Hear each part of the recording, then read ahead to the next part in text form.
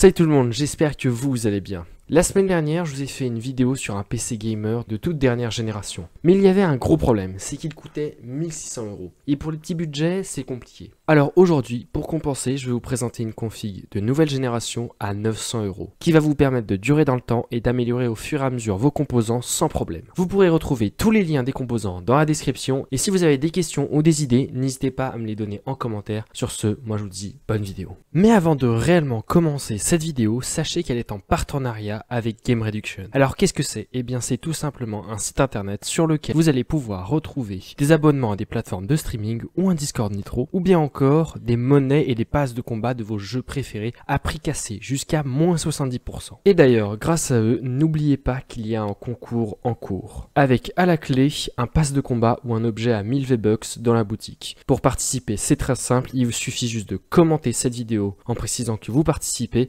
et à rejoindre le Discord de Game Reduction qui se trouve dans la description. Sur ce, on est parti. Donc, pour commencer, on va partir sur la carte mère. C'est une MSI Pro B650M. Donc, c'est une carte mère pour les AMD, vu qu'il y a un socket, donc du coup pour les Ryzen 9000, 8000 et 7000, donc en AM5. Et elle est compatible en DDR5, puisque comme je vous l'ai dit, on veut de la nouvelle génération pour que ça dure le plus longtemps possible.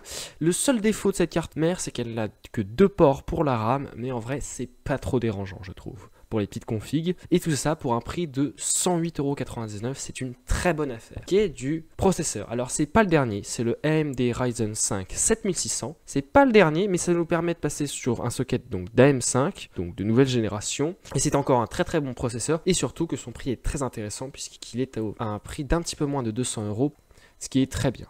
Pour ce qui est de la carte graphique, pareil, c'est pas de la toute dernière génération, mais elle est franchement nickel. C'est la RTX 7600, j'en ai une dans mon PC et ça tourne tous les jeux en 120 FPS sans aucun problème. Et tout ça pour un prix de 269 €, donc ce qui est vraiment très intéressant. Pour ce qui est du refroidissement du processeur, vous pouvez prendre le Thermalright, donc Assassin X, donc le 120R, qui est compatible du coup à M4 et M5. Tout ça pour un prix de 20 €. C'est pour avoir un refroidissement un petit peu meilleur et surtout pour ajouter un petit peu de RGB, ça fera beaucoup plus stylé dans la config. Pour ce qui est de la RAM, on va prendre la Kingston Fury. Donc c'est de 16 Go, donc en 2x8, en bien évidemment des DDR5. Encore une fois, il nous faut de la nouvelle génération. J'ai pris la version RGB parce qu'elle était moins chère et surtout parce que c'est vachement plus cool. Et tout ça pour un prix de 78,55 €. Et franchement, très peu. Au niveau du SSD, on retourne chez MSI avec le MSI Spatium M450. Donc c'est un SSD de 1 Tera de stockage qui va à une vitesse d'écriture de 3000 mégabits par seconde. C'est pas le meilleur SSD du marché, mais franchement pour son prix, ça ferait très bien le taf puisqu'il est à 61,21 €. Pour ce qui est du boîtier maintenant, on va prendre le MSI Magforge 100A, un boîtier PC très intéressant puisqu'il est muni de 6 ventilateurs RGB de base, ce qui est franchement très intéressant pour son prix puisqu'il est à 64,80 €. C'est absolument rien du tout et surtout qu'en plus c'est un grand boîtier, donc vous pourrez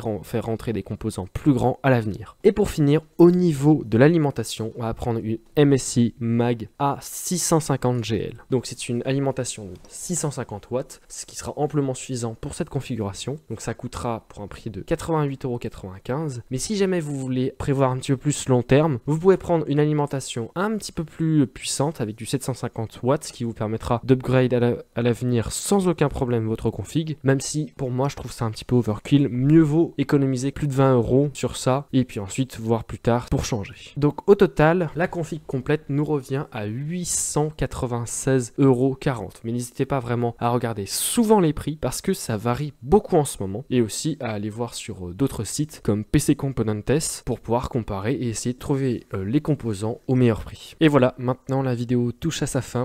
J'espère qu'elle vous aura plu et si la config vous intéresse, encore une fois, tous les liens des composants sont en description. Si vous avez des questions, n'hésitez pas à me les donner en commentaire et si la vidéo vous intéresse, n'hésitez pas à liker et à vous abonner.